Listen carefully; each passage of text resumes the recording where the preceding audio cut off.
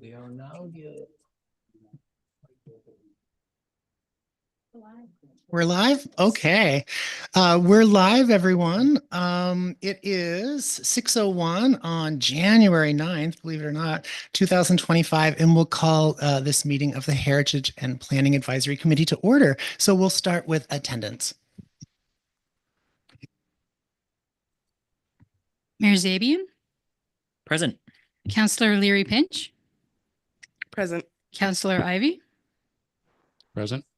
Tim Carr, I'm here. Jane Davis, Present. Paul Beasley, Here. Guido Ferlani. Present. Can you hear me? Yes, we can. Sorry. Either I am on or either.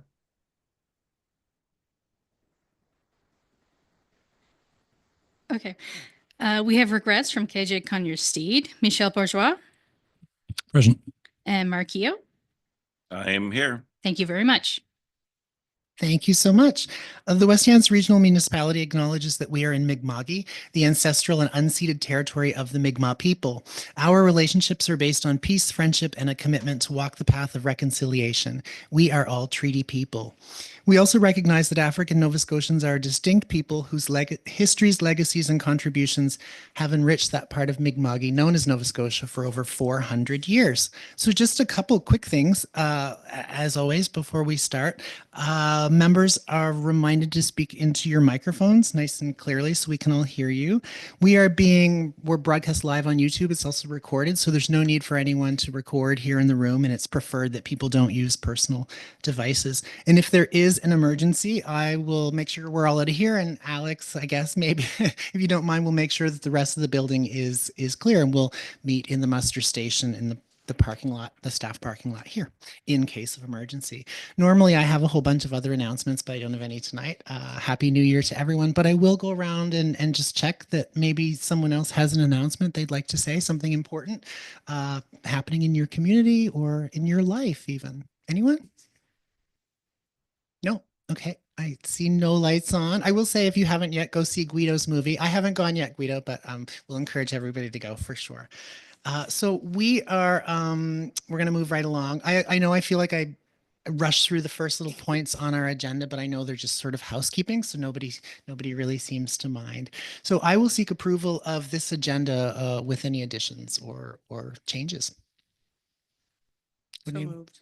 Thank you, Councillor. Would anyone like to second that? I'll second, Chair. Thank you, Mr. Mayor. And all those in favor, clear show of hands, please. It looks unanimous to me. Okay. Anyone in the room or on screen have a declaration of conflict of interest that they'd like to express at the moment? No? Okay, perfect. We'll move on to approve the minutes from our last meeting in December, December 12th, 2024. Would anyone like to make a motion to approve those minutes, please? Jane? Thank you, Jane. Seconder? I'll second that. Okay, thank you, Michelle. Just, Jim. sorry if I could just I wasn't sure where to speak on this, and I don't know that my volume is up on this mic, so I'll get closer. So I'd noted in going through tonight's, but at our last meeting that in our the business development and activity report that we'd carried in a number from a year ago that we corrected. You may recall a year ago, there was a number that showed up that was a large number underneath industrial development. And then I think it was in January, we put forward a motion to correct it, went back, updated it. I think we need to do it again just for the numbers we looked at in December because the number from a year ago crept back in. And it's large, it's under industrial. It's just if you can do that, and it's also in tonight's. So when you look at tonight's, I can save it for later then, but you'll see the same thing, a significant difference in our number. And it's because that number from a year ago somehow slipped back in. So I know that's not minutes, but we're approving the minutes where it was in there. So if we can go back and just correct the package page with the numbers in it. Okay. I just thought it important to bring that up. So sure. Let's see now. So we have the approval of minutes. We have first and made and seconded. I guess we'll move to vote on that. So all those in favor, clear show of hands. Okay. Opposition, clear show of hands. No, okay, that's passed. So we're going to move on to new business. So Will's going to take it away first. And I know there's a lot on our plate tonight. So I'm going to do my best to sort of get us through that and keep us on track, I think, mostly. But Will's going to be discussing the Housing Accelerator Fund initiatives, numbers 1 to 3, amendments to planning documents. So yeah, Will, go ahead, take it away.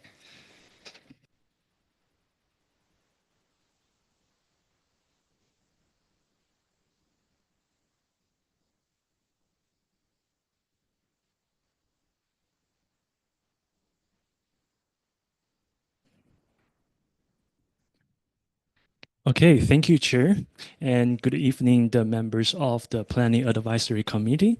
Today, I'm going to present the Housing Accelerator Fund Initiative 1 through 3 amendments to the planning document. So this slide is an overview for tonight's presentation. First, I will start with the purpose of the Housing Accelerator Fund and the purpose of the amendments behind this project. Next, I will walk through the specific amendments for initiatives 1 through 3, each followed by a brief question period to address any questions or clarification that the committee may have. Finally, I will present our recommendation for moving forward. And just a background for the Housing Accelerator Fund. This is a federal funding program to support local municipality reducing systemic barriers to housing supply and helping develop complete, affordable, inclusive, and climate resilient communities. So West Hands Regional Municipality was selected and approved for 1.08 million funding last year. And in February 2024, the municipality entered into an agreement with CMHC for the HAF funding to pursue 7 initiatives identified in the Housing Action Plan. So the funding agreement specifically requires the municipality to deliver on the first 3 initiatives by March this year, prior to the full plan review being completed. So the first 3 initiatives are: number 1, allow greater density as of right within the serviced areas. Initiative number 2, create affordable housing policy to the planning documents. And number 3, reduce minimum parking requirements in the planning documents.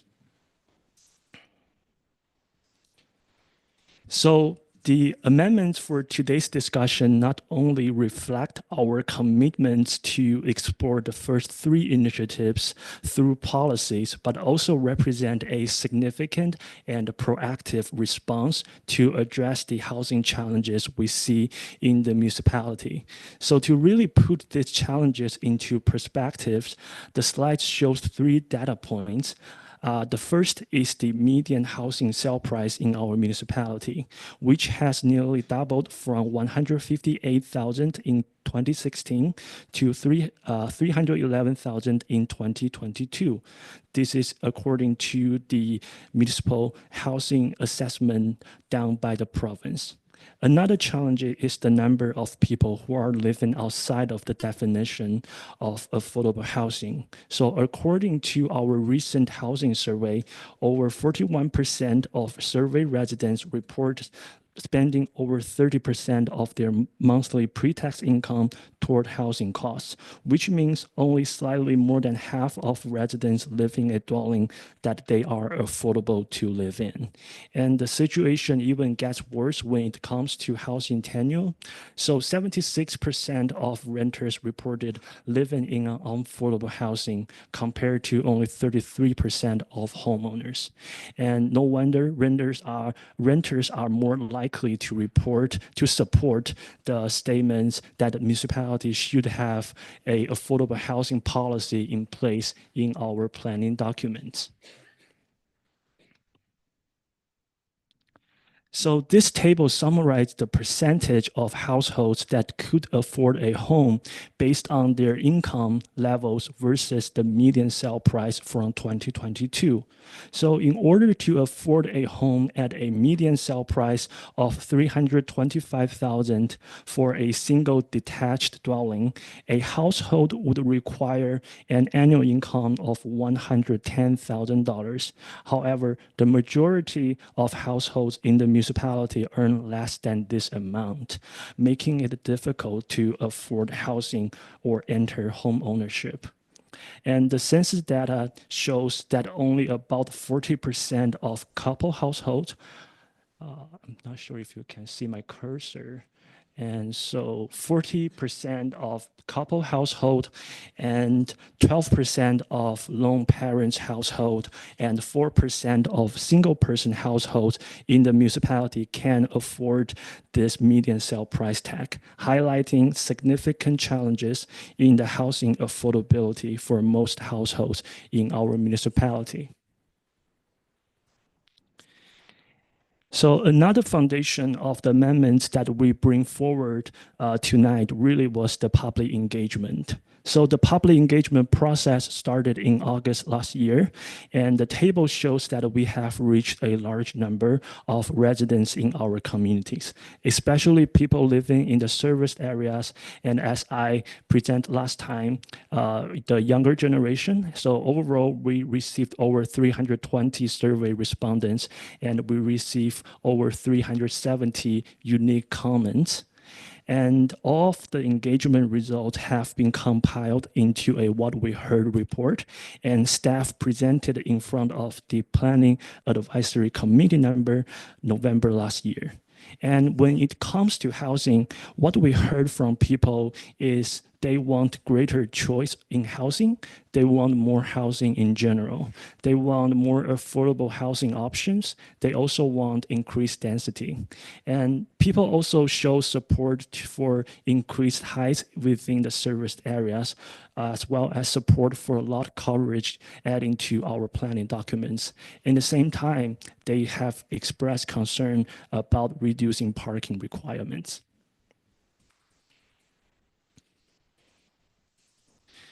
So to address these challenges that I have just presented, staff have brought forward with a set of amendments to the current planning documents for the community reviews tonight.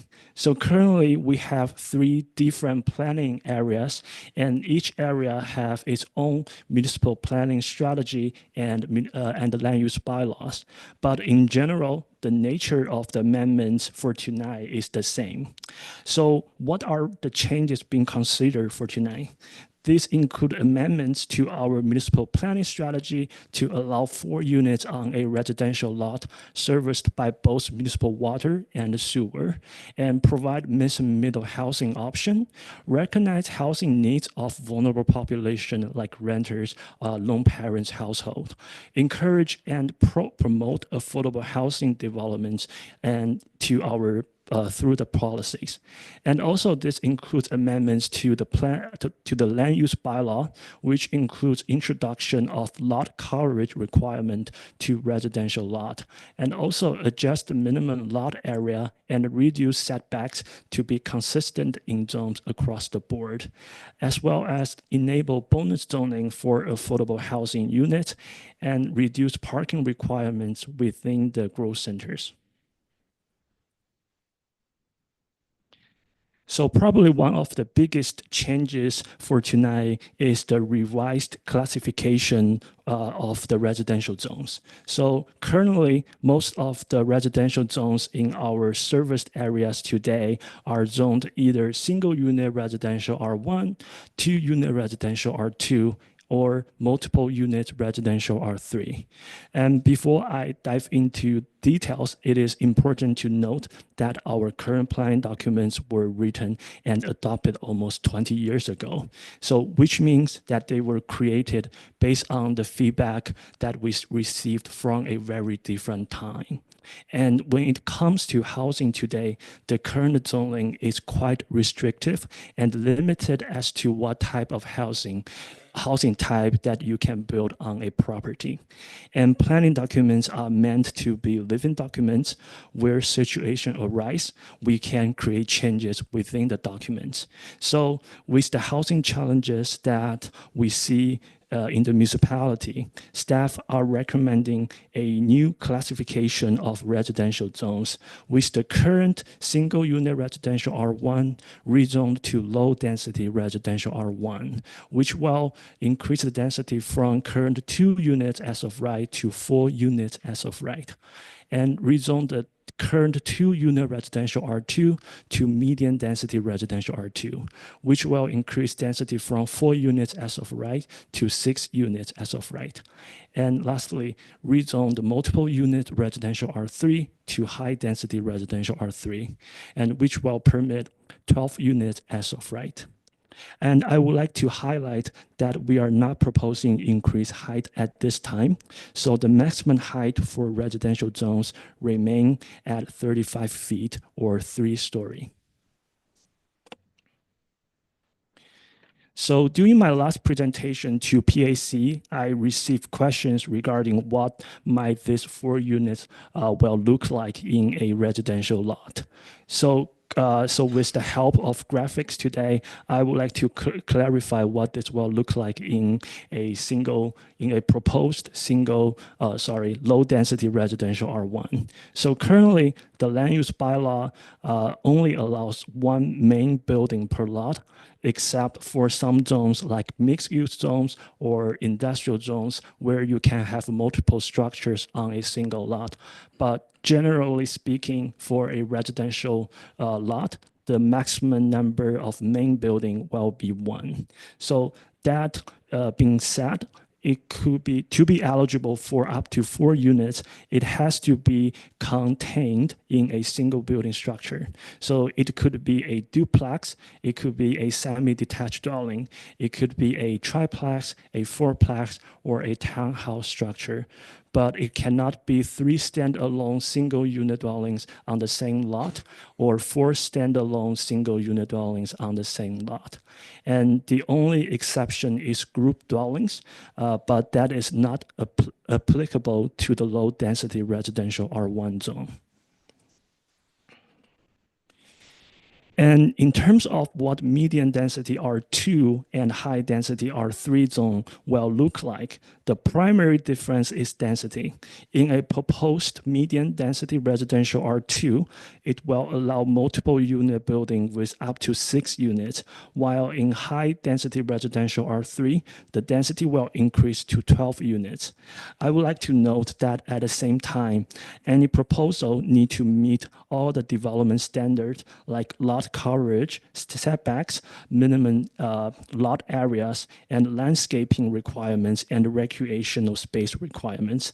Plus, any proposal exceeding 3-story height or more than 12 units can only be considered through development agreement process, which subject to review by the Planning Advisory Committee and a decision by council. So that's the main summary for the initiative number 1, allow greater density as of right. And I will pause for a second to see if any members have any clarification or questions for me. Guido, go ahead, please. Thank you, Chair. Can you hear me? Yes, we can hear you. Thank you, because I had trouble at the beginning, see where the sound. Will, I have a question. I know that in today's plan, there is another residential type, which is R4. I didn't see R4 enlisted here as a type of R that is going to be dismissed, and then we go by 1, 2, and 3, or R4 is included in this, and what R4 means. Yes, that's a very good question. So it really depends on what areas in the planning documents that you are referring to. So, for example, in the Windsor planning documents, the land use bylaw for R4 is actually high density residential. So, in our planning, in our amendments to the land use bylaw for the Windsor documents, we propose to consolidate the current R3, which is, I believe, is the medium density residential, and R4, which is the high density residential, together as a redefined high density residential zone. And in other areas like West Hands, R4 is our rural residential zones. But in this case, because they are located in rural areas of our municipality, they are not serviced by both municipal water and sewer. So none of these amendments to tonight will be applicable to the rural residential zone. So we are only talking about the current lots that zoned either single unit, 2 unit, multiple unit, or medium density or high density under the Windsor land use bylaw, if that answers your question. I think so. So let me backtrack to be certain I get it. Basically, you're telling me that in the new direction, R3 and R4 will be incorporated in the same item, being a high density residential. Is that correct? Right. Yeah, that is correct under the Windsor land use bylaw, and the R4 for the West Hands land use bylaw will remain unchanged. Thank you. Thank you, Will. Counselor, do you want to go ahead, or was Mark first? I don't know who was first. You I was guys. gonna say Mark was first, but. Okay, go ahead, Mark. Yeah. Yeah, I just have a question on the density. And the first part of the presentation was about affordability. And I know density will help with housing shortages, but if people can't afford a home and even more renters can't afford to rent a place, what difference does it make if there's 2 or 4 buildings or places to live that they can't afford anyway? Yeah, that's a really valid question. I think the amendments for tonight is really about opening the opportunities for property owners and for developers who wants to build multiple unit residential in our community. And of course, with the housing supply being increased, potentially it will support the housing affordability. But I'm not sure how much of the affordability change it will happen. But again, it's about promoting the idea of general densities. It's about opening the opportunity for whoever wants to pitch in this housing challenges that we see in the municipality. Thank you, Will. Counselor, go ahead. I think you've already clarified this, but these amendments apply to our growth areas. So 3 Mile Plains, Hansport, Windsor, Falmouth. That is correct. Okay. Jim, do you want to go ahead? Can you hear me now? So, thank you very much, and I appreciate the information, Will. I guess the primary thing that I picked up on in going through this more than anything else, and I had several, but I'm not comfortable being this close to the mic, to be honest with you. Is that on, and I may be too far ahead of you, so just tell me if I am, and we'll deal with it when you get to it, because I think it looks like you're breaking it down based on the initiatives. So what I want to talk about is the climate action change plan, and that's later, right? You're still going to speak to that, or is that part of this first initiative? The climate action plan? Yes. I'm not quite sure. So it's underneath the general criteria that we end up talking about. It's on page 11. So if I'm jumping ahead based on my notes, please somebody correct me, but otherwise it's the point that we aren't taking the municipal climate action plan into account when we're looking at these changes. Right. I think I got what you are referring to. just because the nature of these amendments are not tied to a specific property. So when we are proposing this amendment, we are not like really looking at the municipal climate change action plan. So it is ultimately the responsibility of the property owner to ensure that their site will be suitable for any of the development. So thank you. So the problem that I have with this is that the primary locations for the R1 and R2, where we're looking at doing the increased density and going to the mid-sized, property development, there are R1 and R2 properties are in the areas that are known as the flood zone within Windsor. The changes that we're making here are coming through as a right. So individuals are able to do the changes that are being proposed without having to request a development agreement. Typically, the development agreements is where we're able to leverage and put in the requirement that stormwater flowing on and off properties has to be equal to or less than what it is presently. So for me, it's a fairly significant problem as it relates to this because, again, R1 and R2, it's Stannis, Victoria, Gray, Sunset, it's throughout the Windsor town where all of those properties exist. And that we haven't taken this into account, so I went back and pulled up the Municipal Climate Action Plan that was done back in 2014, 10 years ago. And they've got it built in 10 years ago, the importance of when looking at changes to the planning documents and development agreements and the like, that we take the flooding into account because it's significant. And it's gotten a whole lot worse than what was being forecasted back in 2014. So I think it's important that that be taken into account as part of this process. It can't be ignored and said, we'll agree to as a right development in the R1 and R2 properties without there being some mechanism to ensure that we aren't making the flood situation worse. I'll leave it at that for now. I was really surprised to see that. I circled notes and things like that were in the plan, but it's the key statement here being is that as the municipality looks at changes to its development documents and its procedures and what it has for infrastructure, that it take the flooding into account, both above the causeway and below the causeway. It goes into great detail. It's a really great thing to read, but I just want to say that I'm concerned about that and specifically concerned as it relates here, but other areas we're hearing about with more flooding, including Falmouth and Hantsport. I would also be concerned. I don't know what I didn't get into their climate action plans. I didn't have time, but I just think it's something that we need to take into account as part of this process.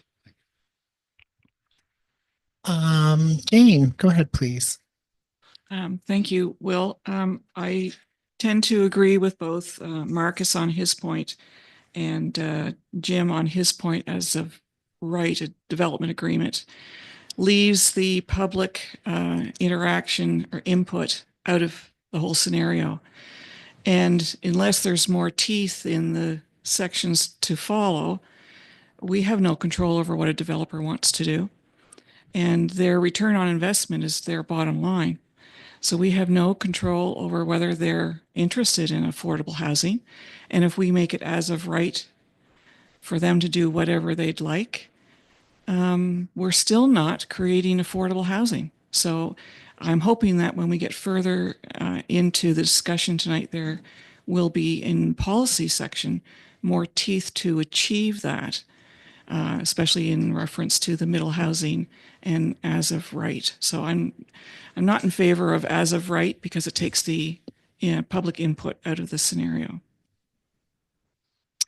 And we're looking at initiative 1. So I know as our conversation continues, when we look at the other 2, that we'll probably continue to talk about this, but it's also important to remember that these are really criteria that are, to my knowledge, the municipality sort of are following to enable this acceleration fund, the funding for, increased housing and all of those things. So like I said, I think as we work through the initiatives, things will come to light. But before we move on to initiative number 2, does anyone else have any additional questions for Will? Because the topic is going to change quite quickly, I think, as we move through these things. No? Oh, Jim. Sure. I'll put the one in that wasn't clear to me was on the parking, to be frank. And again, if I'm jumping ahead, Will, please. But it basically looks like we're going down to one car per property as part of that process. Not presently, it's at 1.5 vehicles per dwelling unit. I hope I'm saying that right.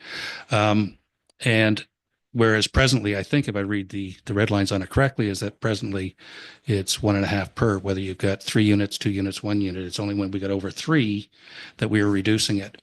So now we're reducing it for what would be the R1, R2, where the new middle level housing component down to 1. And I think within a community like Windsor, which again, same thing we talk about, and within those documents, when you get into the planning strategies of where Windsor and West Hants joined at the borders, concerns were raised again back then in 2008, 2014 about the roads being able to handle the increased traffic. So we're all these years later, but we don't seem to have that kind of incorporated into what we have here. And I think it's important that it be done that way.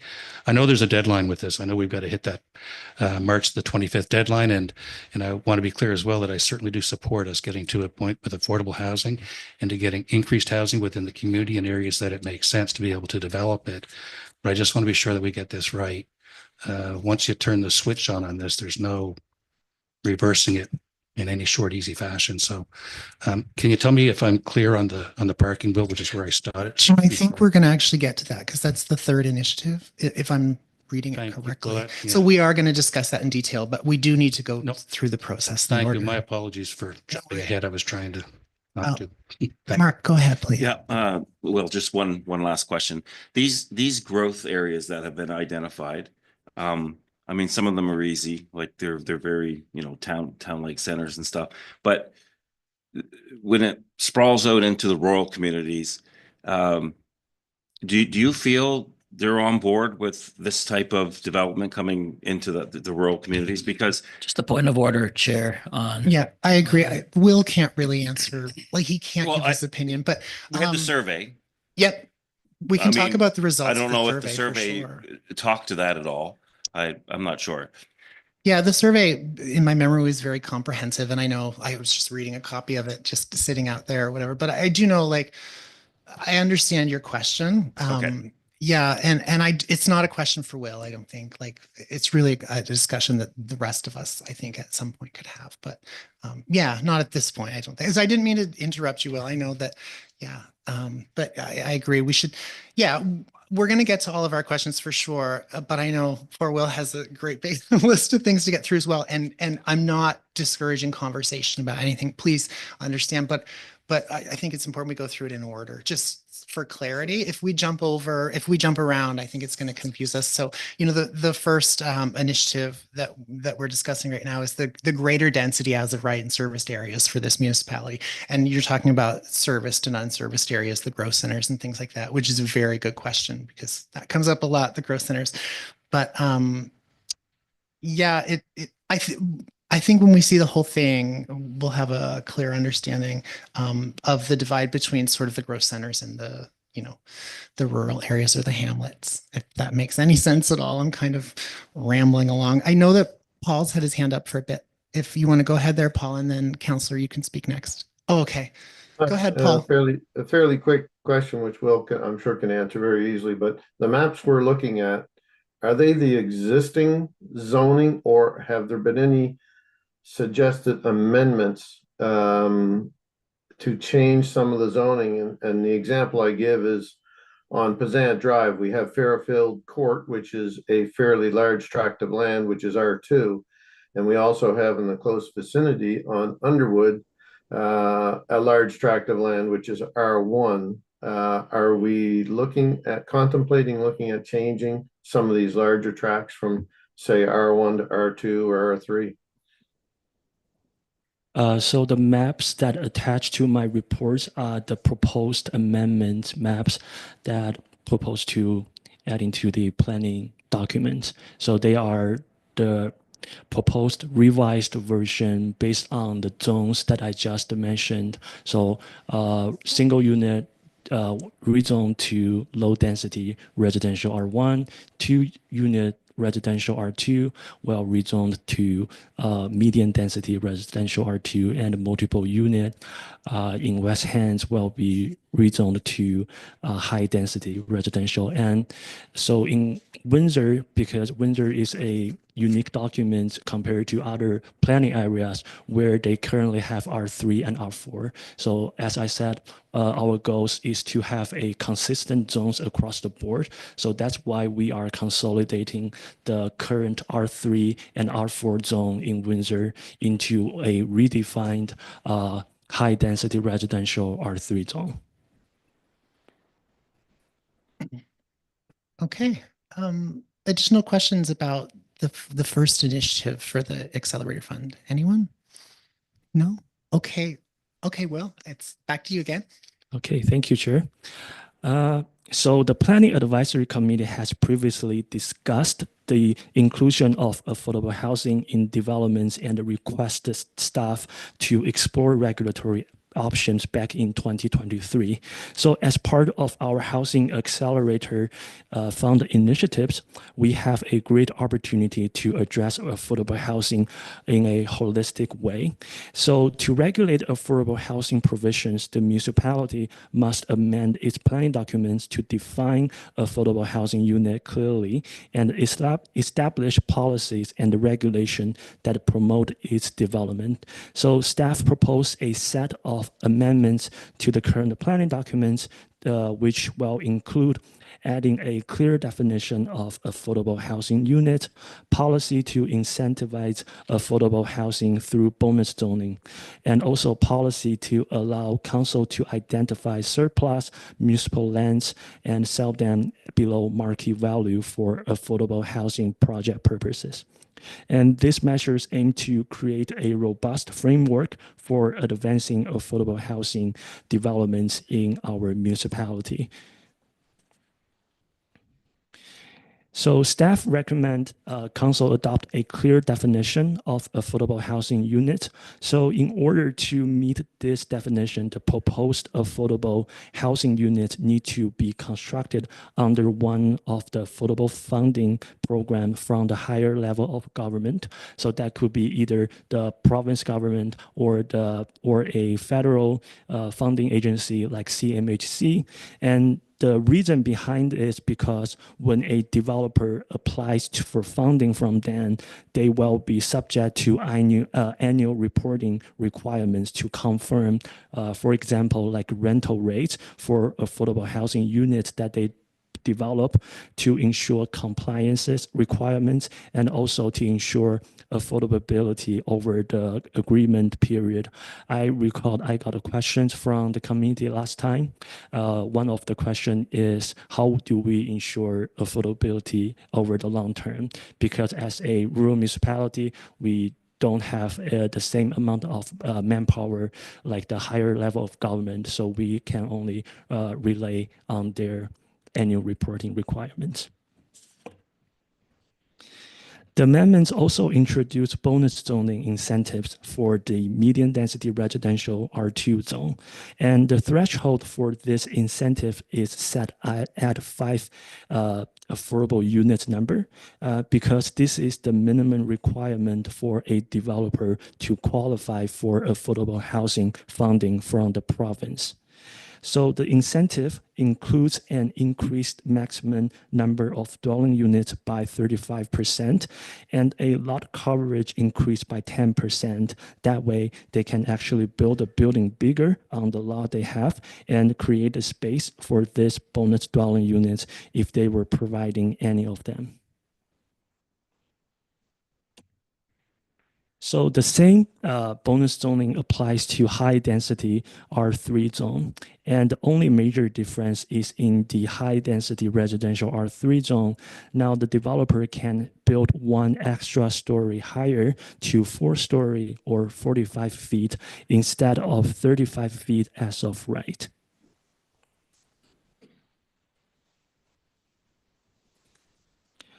Another amendments that we bring forward tonight to our planning documents is the policy in relation to the surplus municipal owned land for the purpose of affordable housing. So section 51, subsection 1 of the MGA actually allows municipality to sell or lease property at a price less than market value for any purpose that the council considers to be beneficial to the municipality. So that includes the purpose for the development of affordable housing. So staff proposed to leverage this municipal tool in addressing the housing needs. Therefore, staff proposed to add 2 policy in the municipal planning strategy.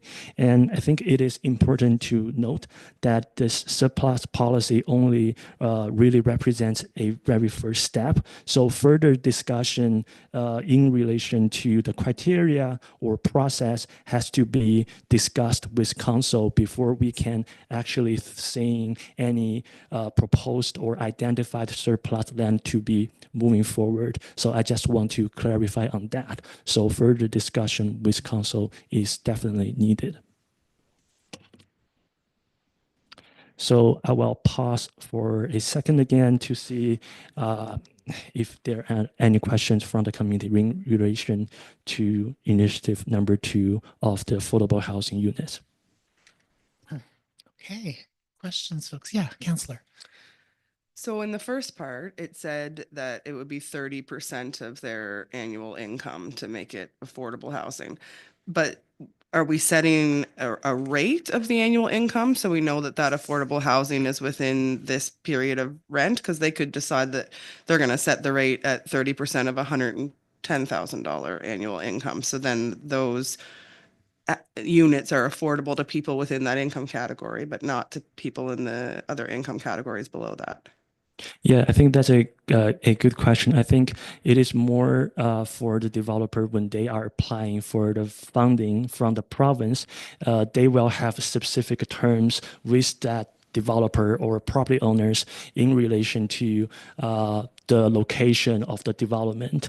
And also it's more of the discussion between the province and the developers when they apply for funding. So we are not really setting up a number for in our planning documents. And I think the definition for the affordable housing piece is more like we are aligning with the definition set by the Canada Mortgage and Housing Corporation or the province of Nova Scotia. So we have this kind of like leaving the flexibility of the definition in there.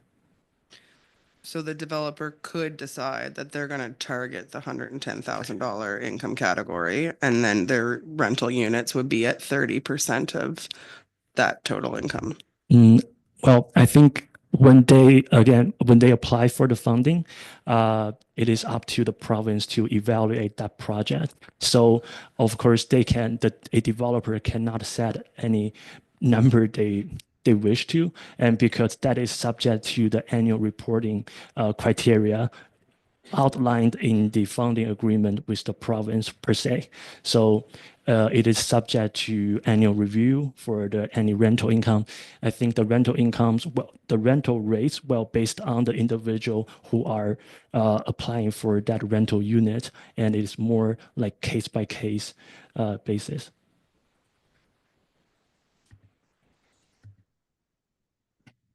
Thank you, Will. Additional questions about this initiative? Jane, go ahead. Thank you, Will. The disposal of surplus municipal property is the only tangible way right now that I see that affordable housing can be initiated. But I think there could be more initiatives similar to what we do with Bill 177 to defer property assessments over 10 years. There could be something like that as an incentive to people who may not be applying for the provincial or the federal funding, but could look at something else that the municipality might be able to offer as an incentive, as well as getting rid of surplus municipal property. And I have a question that you don't have to answer tonight, but maybe can come back at a later time. But one of the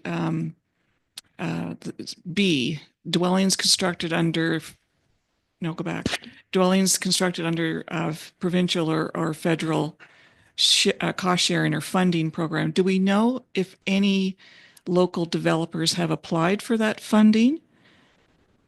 So you don't have to answer that tonight. Is there a way to find that out? I think that the people down on Gray Street may have done that for those 5 units.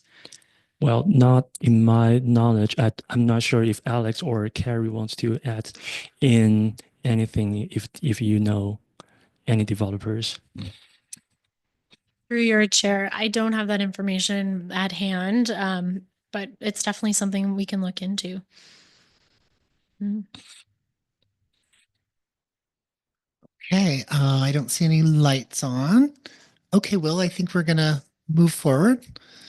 Okay, thank you, Chair. So moving forward to the initiative number 3, amendments in relation to parking. So in terms of the parking initiative in the past, I want to highlight that staff have already recommended reducing parking requirements to 1-to-1 ratio. So that is 1 parking space per dwelling unit for residential developments that considered through development agreement process. And staff initially proposed to reduce the parking and adopt this standard across the whole municipality. But this has since been revised after the public engagement process and the concerns that staff heard from the public. So staff now propose this reduced parking requirements in our growth centers of the municipality only, which includes Falmouth, Hantsport, 3 Mile Plains, and Windsor. And so parking requirements outside growth centers will remain unchanged. So I only have this slides for the initiative number 3, and I will pause again for any questions in relation to the parking requirements. Mark, do you want to go ahead? Yeah, I just find that really tough. I know most households I know, even for affordability, the husband and the wife have to work. It's a team effort, and not being able to have 2 parking spots. I think that's just going to be challenging with homes that need to go in 2 separate directions. Yeah, through you, Chair, to Mark's comments, I think that is definitely a good point. And I do want to highlight that this is just a minimum requirement. So we are not preventing any developers or property owners from building more parking space. It's just a minimum. If they wish to only build 1 parking, that is fine. If they want to build 2 parking space per dwelling unit, that is also totally acceptable. But again, we are just setting up the minimum threshold, the minimum requirement. Jane, go ahead. Thank you. I think until the municipality has a public transportation system, that you can't reduce the parking. Reducing parking is for areas like Halifax, Dartmouth, possibly Sydney, but not for anywhere outside of the metro center. It just doesn't work. And as Marcus initiated there, everyone in a family, in order to own a home, has to be out working, and so they need to get there. And even if you say the developer can put more units in, that doesn't mean that they will. And so if you take that requirement out, they probably won't. Kayla, go ahead, please. So I'll be the odd one out this time. I think when we're looking at things, like, something has to give. So if you are giving a parking space per dwelling unit, meaning if you have a 12-unit building, you have 12 parking spaces. There are a lot of people, when we're looking at affordable housing, who are not in a situation that they own and operate 2 motor vehicles. So if we're trying to provide affordable housing and we're giving up a parking space per dwelling unit to be able to potentially have that move forwards, we have to give up something. Something has to happen. That's just my thoughts. Guido, I see your hand up there. Yeah, my thought is I chime in with the consideration of reducing the parking. I've seen plenty of cars in a very simple dwelling where you think, well, it's interesting, and people have more car than actual dwelling space. So the moment you give the developer a permission to do something, I wouldn't count on the fact that it's up to them then decide to do more. If they can do less, they will always do less. I mean, if it was the 2000 and we had the train still working in Nova Scotia, I would understand, but they killed it. We don't have public transportation. This is like Los Angeles. You need to have a car in Los Angeles. You cannot count on public transportation. It's inexistent. So I find challenging using one parking spot per unit. And I don't think it's alignment with our modern time. Every family needs to move a lot. Thank you. Thank you, Guido. Additional questions or comments about the parking initiative? No, Jim, did you want to? Yeah. Yeah, I'll just ask a question that went through my head when I was going through it and kind of trying to run the numbers. So when we were using 1.5 cars per dwelling unit, that's automatically going to give you an odd number. You're going to end up rounding up or down. 3 at 1.5 gives you, 4.5. And so what did we do with the odd number? Were we rounding up or rounding down? I believe we are rounding down. So in theory, we're really not making much of a difference in if we were rounding down and we're going to 1 versus 1.5s. You need to have a fair number of cars before you're going to get to where you're going to have a significant difference in the reduction.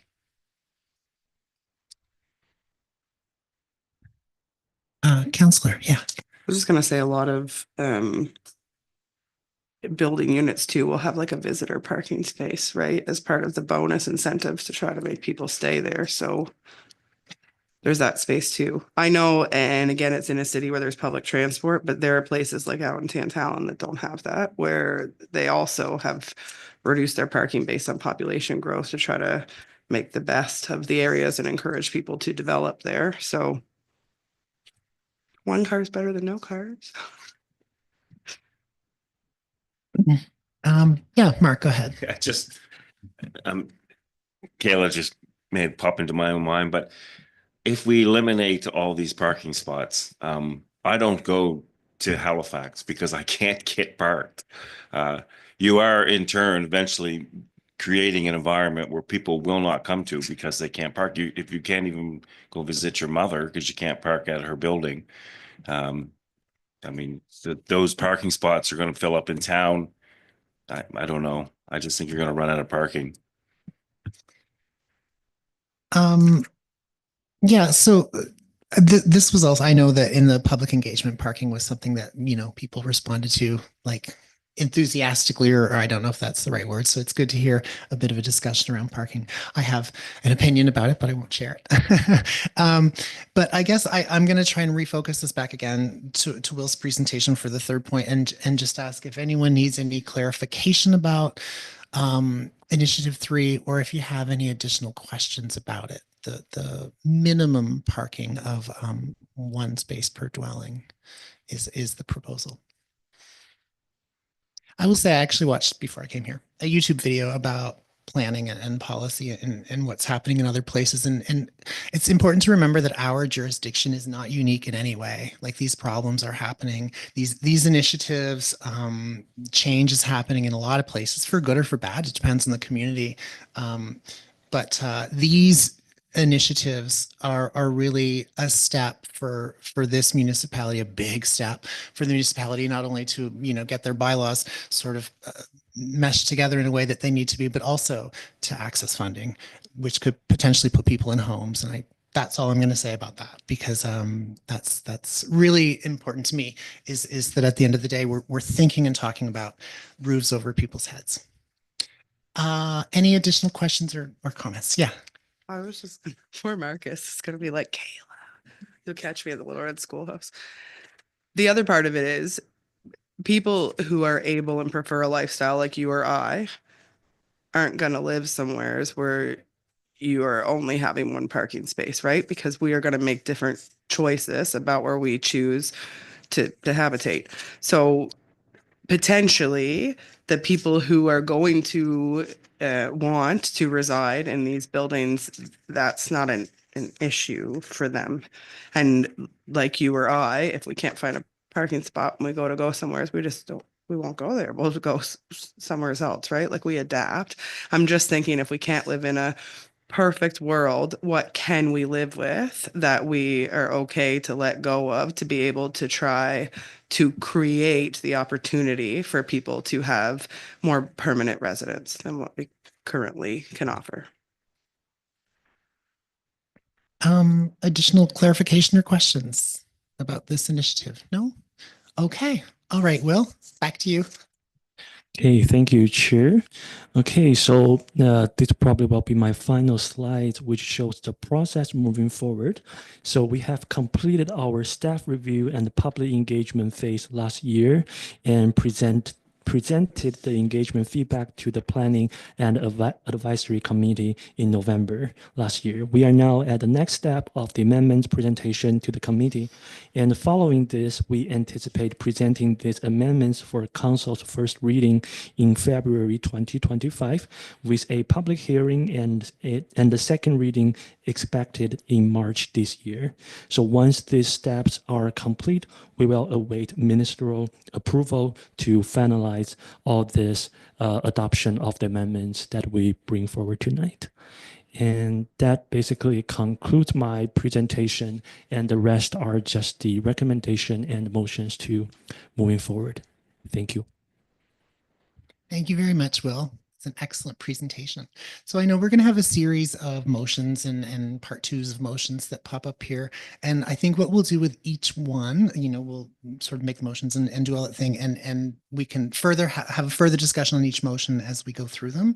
If there's additional debate, I guess, that needs to happen. But as we move forward into the next section, because it's sort of, the opportunity for us to debate motions and things like that, we may not have as much of an opportunity to ask staff questions.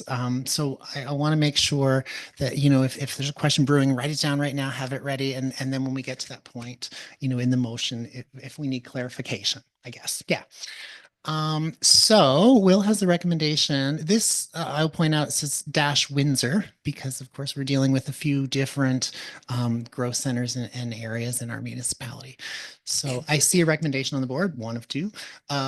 If anyone would like to read the recommendation, sort of get the ball rolling here, we can discuss it further if that's the will of this group. Abe.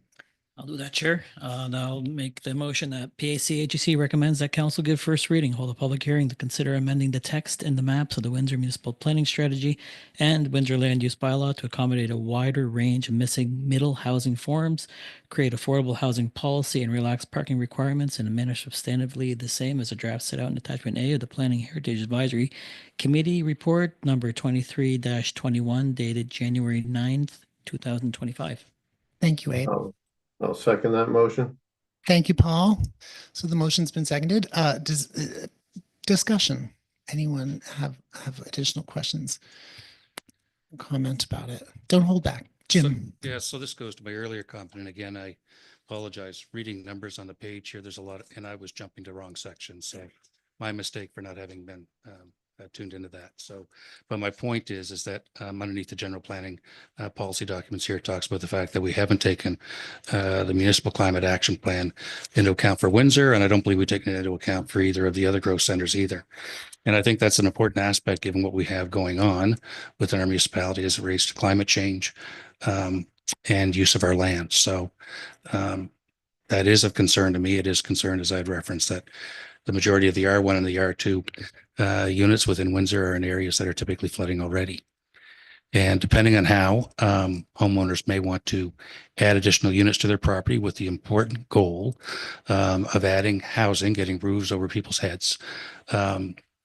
As is noted in here, is we're leaving that to be the responsibility of the landowner to determine, not the neighbors of the landowner who may experience the overflowing of floodwaters, and I don't want to look, I'm not looking to hammer this. It's just, it's concerning to me that we didn't take that into account, that there isn't a stopgap measure here, that we're doing a carte blanche, for lack of a better word, better phrasing, that we're looking to do a broad brush change to the planning documents on this. And we aren't taking that into account. Yeah.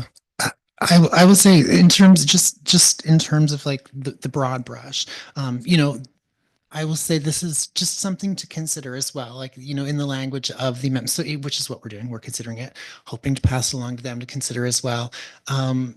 Yeah, I don't know that we as a group can nail down all the nuances of as a group, how we feel, what needs to be done. It's not even our responsibility to do that. I think that our job is really to look at this information that's provided and remind ourselves of a couple of things.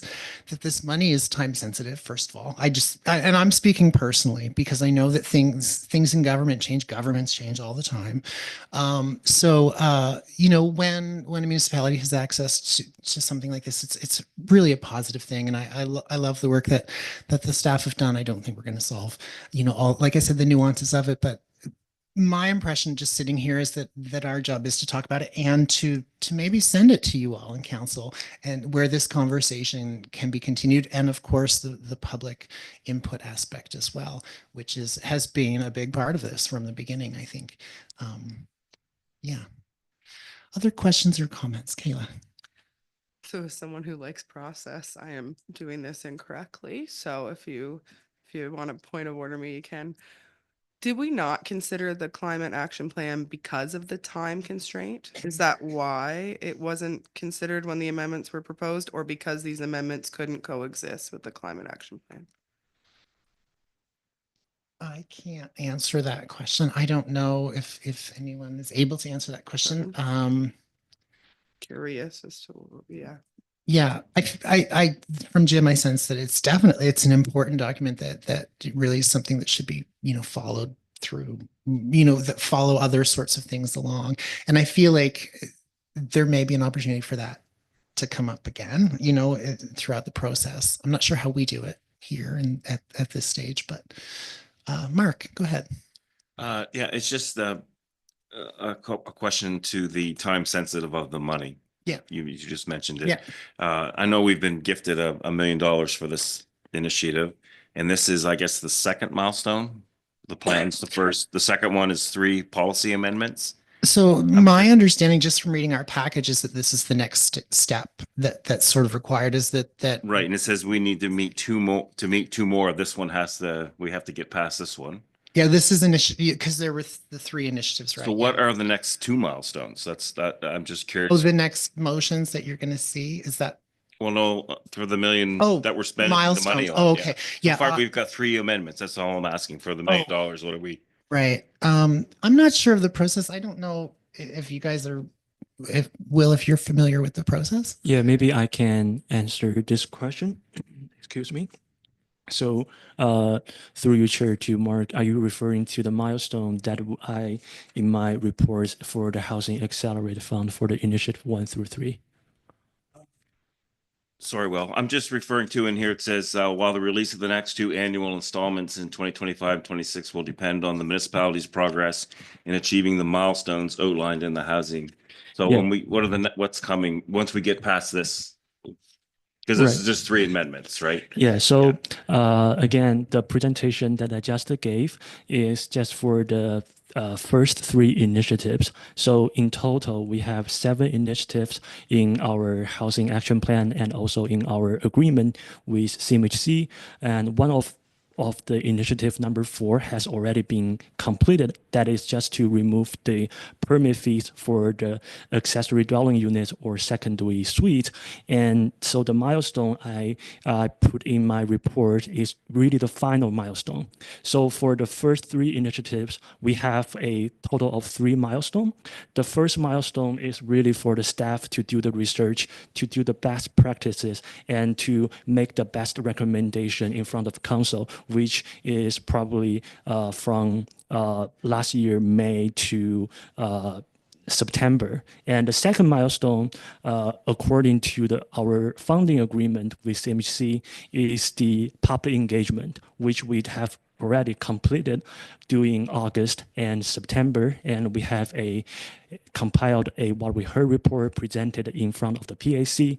And really the final milestone for the first 3 initiatives is the adoption and the amendments to the planning documents. So once suppose the amendments were adopted by the council, then all of this milestone have been accomplished, and we are completed down with the first 3 initiatives. So again, the final milestone for the presentation tonight is the amendments to our planning document, which is what this presentation is for. Thank you, Will. Jim. Thank you. One other question as it relates to this.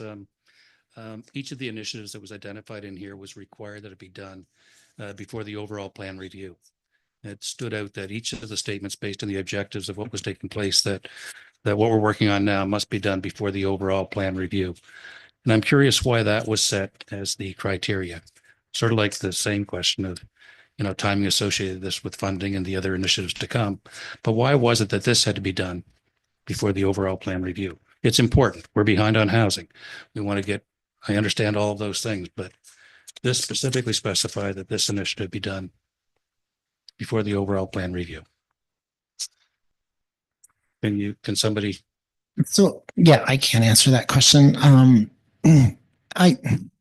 I do have to take a moment, I guess, to just again look up the screen, because I'm kind of aware of my role or whatever to sort of work us through things and to keep us on track and to make sure that the questions are about sort of what it is that we're required to talk about. Is that okay, Jim? Do you know what I mean?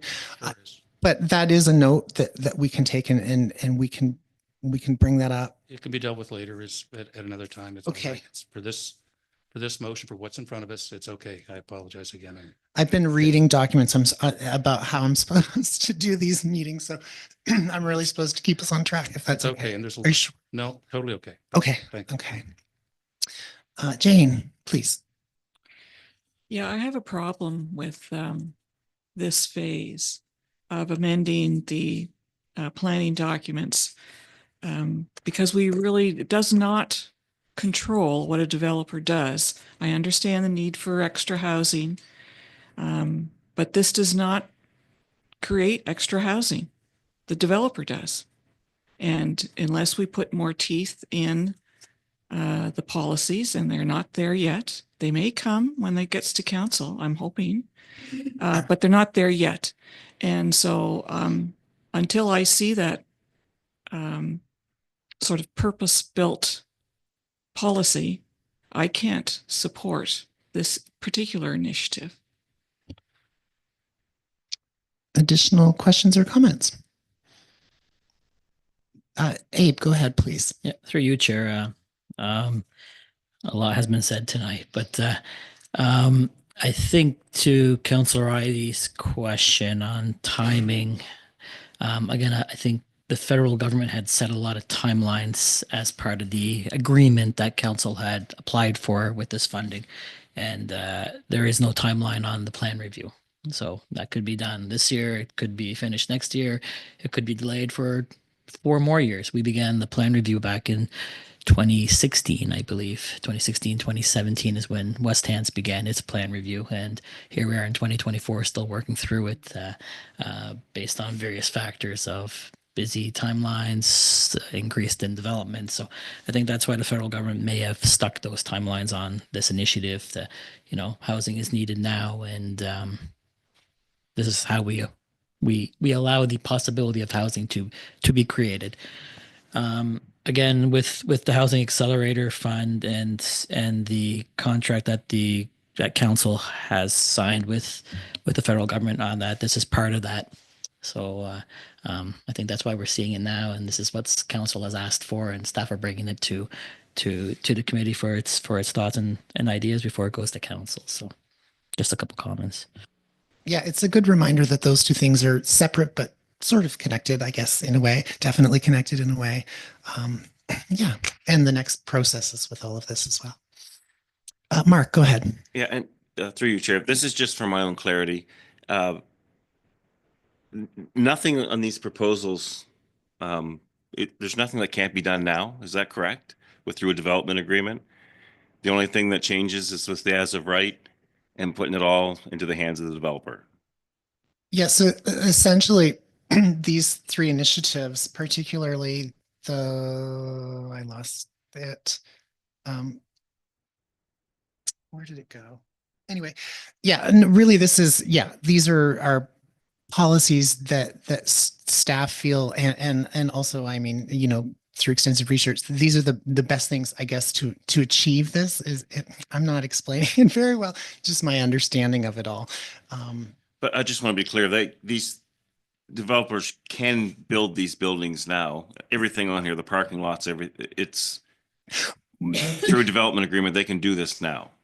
Through a development agreement, I think a developer can really ask for anything, and then it follows process or whatever, in my understanding. But it is important to remember that especially with the R1, R2, R3 rezoning thing, that you know the graphic was helpful to know that it's not me who has a large lot deciding to build 4 or 6 individual houses. It's me, not a developer, and this is something I'm considering deciding, you know, to maybe create a little more housing in one space. But in doing that, the as of right, you have to remember also requires that people adhere to the setback requirements. And do you know what I mean? Like I can't build the biggest building I want to build on my lot because there are rules. But I could, you know, as of right, do something a little bit smaller that would fall into these criteria, I guess. And it's not always a developer. We keep saying the word developer, but I know that a lot of individuals who are working very hard to create more home space for people in our region that aren't developers, I think, by definition, but you know, people like us with a little space. Oh, Guido, go ahead, please. Sorry. So good. And I didn't have a chance to read yet the famous book, Robert Rule of Order. So probably my way to put this is not maybe even in the right moment, but and I might actually sound like a broken record because I think I spoke about it the previous time or the time out before that, which was everything is revolving around cutting red tape with this 1.8 million that we are receiving. Mark, I'm not sure if when you were saying 1 million, you were referring to the 1.8 million, almost 2 millions. Who do I need to ask? What type of motion do I need to do in order for, second premise, I believe that a lot of people tonight are following us online. Maybe somebody sitting there, I don't know. To me, actually, possibly this is the last time I attend online because I find the online experience very diminishing, reducing my attention span. I prefer to feel the room, to see everybody. So I apologize for being again online tonight, last time. I think that people would love to see how that 1.8 million coming from the government, when, in what chunks, when those money come, at what point, what date, how much, 1, 2, 3 cuts or one chop, where do they go?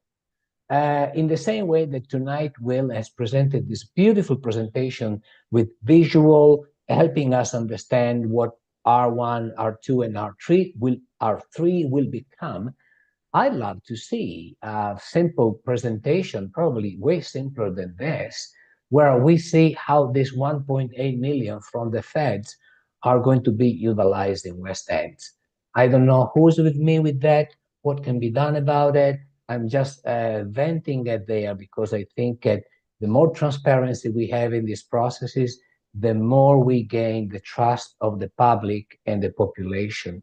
The more we stay behind doors and secrecy, the more problems we create, even for conspiracy theories. Thank you. I was going to call a point of order again. Thank you, Rita. There's no conspiracy theories Yeah. here, Chair.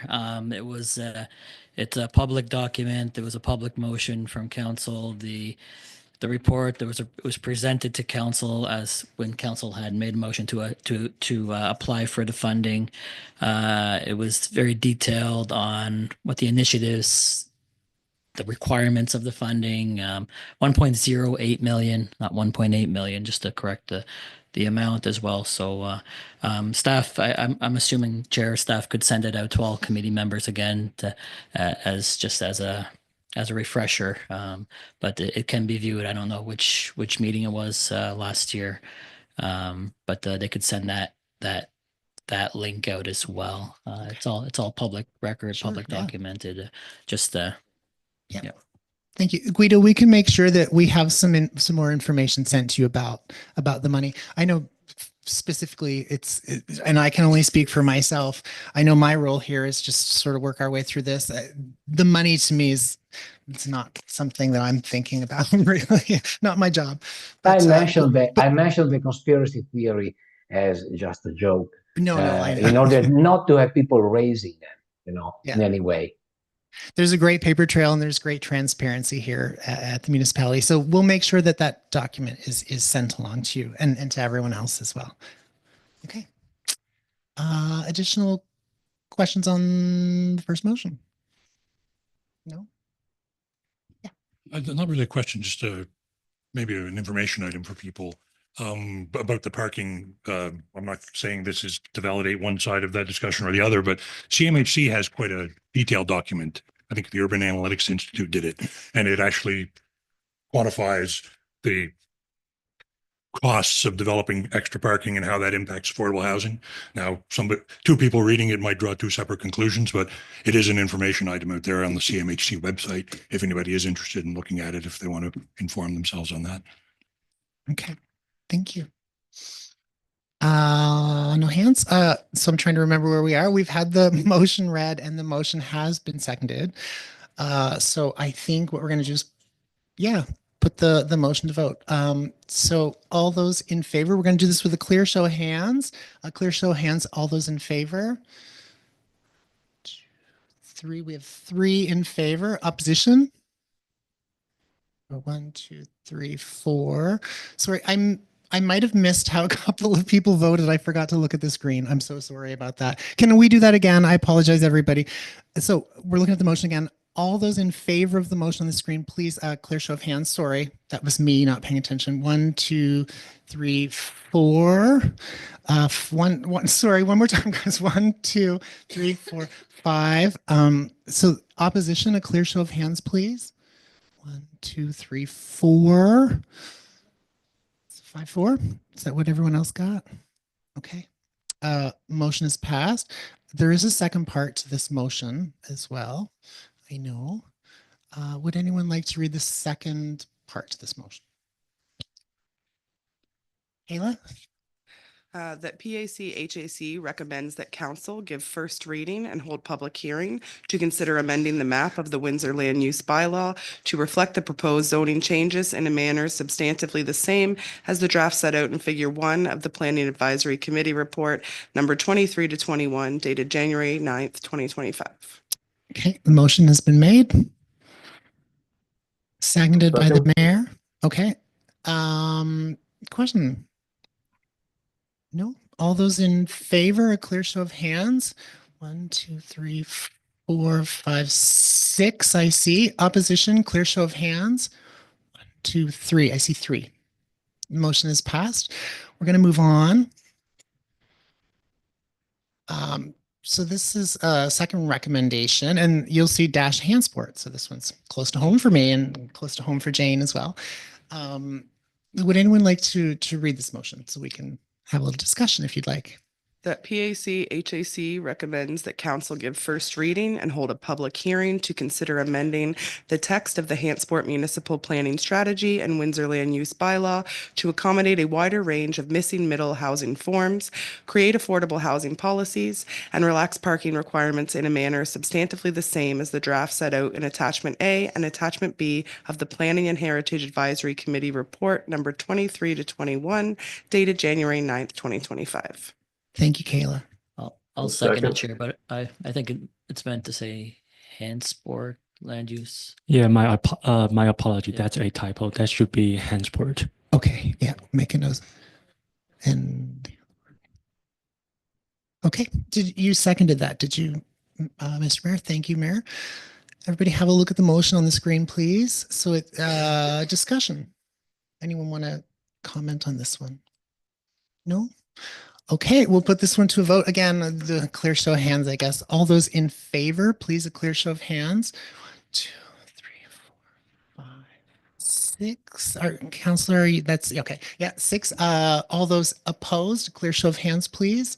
1, 2, 3. I've recorded 3. Okay, motion has passed. I believe there's a part 2 to this as well. I'll move that the PACHAC recommends the council give first reading and hold public hearing to consider amending the map of the Hansport land use bylaw to reflect the proposed zoning changes in a manner substantially the same as the draft set out in figure 1 of the Planning Advisory Committee Report 23-21 dated January 9th, 2025. Thank you, Paul. Second, okay. Anyone have a question about this? No? Okay, we'll put it to a vote. All those in favor, a clear show of hands. 1, 2, 3, 4, 5, 6. I see. Do you see? I'm counting. I'm just counting. And 2 on the screen, I think. Yeah, okay. Opposition, please, a clear show of hands. 1, 2, 3. Okay, motion has passed. I think there's a third one or another one, a fifth one even. Okay, everyone have a read of this, please.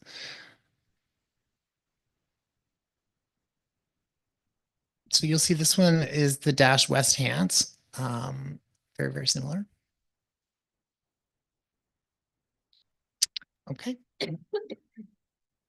That PACHAC recommends that council give first reading and hold a public hearing to consider amending the text of the West Hants Municipal Planning Strategy and West Hants Land Use Bylaw to accommodate a wider range of missing middle housing forms, create affordable housing policies, and relax parking requirements in a manner substantively the same as the draft set out in Attachment A and Attachment B of the Planning and Heritage Advisory Committee Report number 23-21 dated January 9th, 2025. Thank you, Kayla. Second that. Thank you, Paul. Conversation about this, about the West Hants aspect of it. Okay, I guess we'll put it to a vote. All those in favor, a clear show of hands. 2, 3, 4. I count 6. Opposition, clear show of hands. 1, 2, 3. Okay, the motion has passed.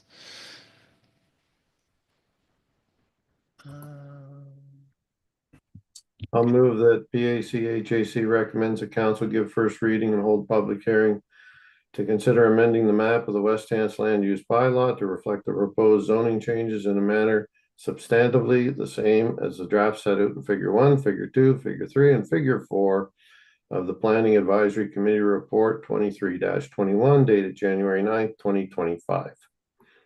Thanks, Paul. Anyone like to second it or conversation? Yeah, thank you. Seconded. Put this one to a vote. All those in favor, clear show of hands. 2, 3, 4, 5, 6. Opposition, clear show of hands. 1, 2, 3. Okay, motion has passed. Find my agenda here. Thank you, Will. That was very informative. The one thing I like that I want to say about this whole initiative is that I really appreciated the public component of it. That the public were given a lot of time and a lot of opportunity to weigh in on this, and it's nice that they did. So that's always really encouraging to see people involved in things. Okay, sorry everybody, I'm going to find my agenda here. Okay, we are going to move on a little bit here to 7.0, which is upcoming public information meetings. January 15th. So Will and Alex have a couple to talk about. So Will's going to go first, talk about the first public information meeting that's upcoming. Chair, if I could jump in here, I'll just cover both just for simplicity. Oh, yeah. So as you can see on the agenda here, they are scheduled for January 15th, so we haven't had them yet. They're coming up next week on Wednesday, I believe. We have 2 rezonings that we're looking at. So one that Will is covering, that's out in Brooklyn. That's a rezoning from a split zoned property. So one portion of it is commercial, one portion of it is residential. They're looking to go completely to residential. So that's the first file, 24-25. And for the second file, which is 24-26, that's a rezoning request on King Street in Windsor.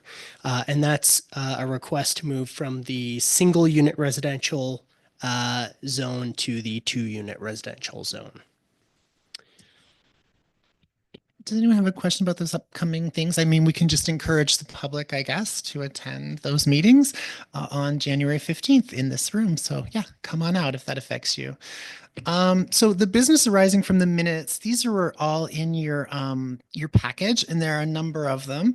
Of course, you know, now we don't talk about each one, but if someone has a question about one of these files, or if there's information that you need, then we have a room full of people who are here to answer a question about any of these files. Jane, go ahead, please. Thank you. 8.7. We received a copy of the letter from the Department of Municipal Affairs about that, dated November the 19th. And it said 60 days go by and you don't hear from us again on the 61st day. That will be in effect. So I'm just wondering if you have heard anything since our package was sent out to us. Through your chair, we have not received anything from the Department of Municipal Affairs yet. I believe the 60th day is January 17th. So I'm anticipating, you know, hopefully by the end of this week or early next week that we'll hear something and we can bring that information back at the next PAC meeting. Thank you very much. Thank you, Jane. Other questions or comments about any of the files? No. Yes, Okay. I'll have a question. Sure, Paul, go ahead. Just wondering if staff has anything on, it's Willow Street, Hansport, 8.8. I know a UARB ruling came out. Do they have something for an update on that? Late today it was. Oh, wow. Yeah, I can speak to that. Through you, Chair, we don't have a staff response yet, as we haven't had the time to get through it. It was just released at, I think, 4 o'clock or so. So we just want to make sure that we have enough time to read through it, fully understand, discuss amongst ourselves, and we can bring that back at the next PAC meeting. We'll have that covered under the file updates there. Thank you very much. I think we can share what the board, what their final decision was. They dismissed the appeal, so the council decision is upheld. But as to further details about that, and we can answer any more questions about that at the next one, as Alex mentioned. This one, Jane and I know a bit about this because it's in our neighborhood. So yeah, we've been waiting for that one to come out and it's exciting. Okay, the building and development activity report. Jim, you made a note earlier in the meeting about numbers from the previous reports. Did you want to just reiterate that again so that we can make note of it? If I could, and again, just, you know, look, things happen, right? And especially when you're doing year-over-year numbers, it's easy to pull. I'm the king of multiple versions and iterations of documents, and so it's really easy to have. But just the point being that I think I spoke on the minutes to our previous meetings, so it's for somebody to just go back and get that so that we don't have that incorrect number. And then on this one here, if we can refresh this, because the 2023 number, the total still shows a year-to-date number. I think that may not be in keeping with what the number would have actually been a year ago. I think so if we can just get that correction made so that it's not often you go in poking around on the development reports, right? But I actually had reason in the last year to do it, and only because I sit here do I know that, right, that it's not quite in line. So if we can, so that's my only notation on that. If we can get that updated, and I think that's probably all I need to say. Okay. It's a simple, you know, it's just one of those things. Perfect. Yeah. Does anyone have a question about the activity report in your package? Yeah, Abe, go ahead. I just to Councillor Ivy's point, I think it was a misreading on an industrial permit that went through as, I think, 78 million or 79 million rather than 710,000 or something like that. It should, the total amount year to date at the end of December 23 was around 68 million, I believe. So, but just an error on the system and that popped up here again. But It was a big number. I noticed it and I just thought I wasn't very smart. Didn't know what I was reading. So I don't think we have notices from any adjacent municipal units. I still think we should write some letters and send them out just so people talk about us in their meetings. There's nobody here, nobody back there in a chair to say anything tonight. So I think you all know where we're headed after this. Our next meeting is February 13th, 2025, the day before Valentine's Day. So everybody be in a good mood for that. I think somebody can bring us chocolates, I'm sure. Yeah, I guess I'll just seek a motion to adjourn at this point from someone if they'd like to do that. Well, Thank I'll you, make that Council. motion. I'll make Thank that you. motion, but I would also like to say, well done, Mr. Chair. Oh, really? Oh, thank you. I don't know why, but I want to say Happy New Year to every single person here and every single person watching. Normally I have a bunch of announcements and stuff, but like honestly, I just have a great year, everybody. Do good things. That's all you have to do. Do good things. I think we had a motion to adjourn, did we not, from someone? Yes. Yep. Okay. We're good to go. Take care, everybody. Have a great night. Have a good night.